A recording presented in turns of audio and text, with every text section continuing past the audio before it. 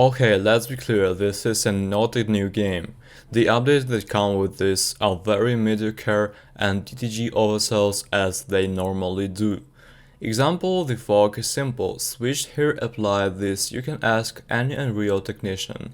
Yet oversells it. It looks good, but not a major update. Free roam editor, which will be a very basic, was promised years ago, so again not a major thing. The overselling of the pausing of this game to take screenshots should have been in the original TSV. That's just a few, but it all comes down to the updates are basic and not game changing. The FPS seem to be better and more stable, and the mountains of the Austrian route look very good, so that's a plus of credit to that. So the three new routes are okay. The Austrian route definitely the more detailed. The UK route is high speed, so in some places it does look black, and the same goes for the American route, which they never seem to get right. At least the Austrian and UK new routes will have layers to come once the DLCs you own are out, as I have the early access deluxe version.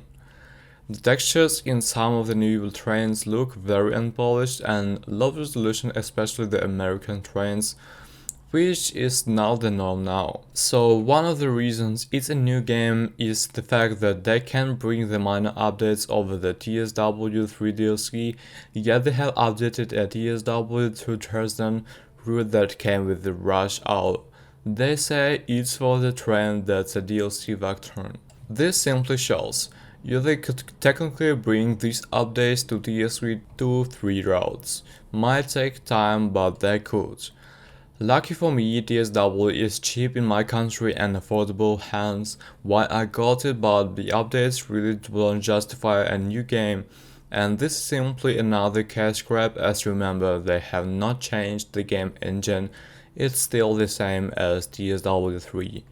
DTG will defend this push to TSW4 as justified, but really it's not, the updates are really mediocre and it's a cash grab to get the new players back in. But the positives. The plus is does have a couple of extra routes and trains, basically a small DLCs. And also the plus that has reintroduced the free roam feature that was removed when Train Simulator was branded to Train Sim World. Now about the negatives. Otherwise identical to the previous TSW games, some minor UI changes but nothing significant. Seems like the game engine, same graphics, same bugs, same code, same everything. This is priced like a new game.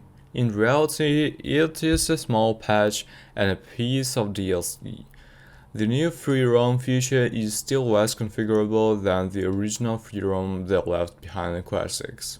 Dovetail games, poor interaction with the community in my experience, certainly don't seem to respect the consumer. Advertised TSW2 2020 like it would be the definitive version to build up DLC.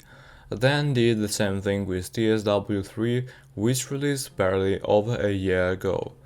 Wouldn't surprise me if they announced another new game called Train Sim World File in 6 months.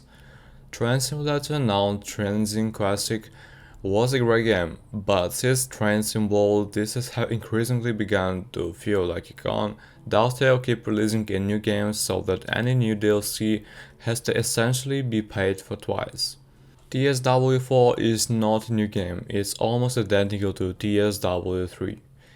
So if it's worth the price of a DLC, maybe worth it, but it's certainly not worth £40. The routes are either very nice in areas or bare and boring and seems like they're rusty in areas.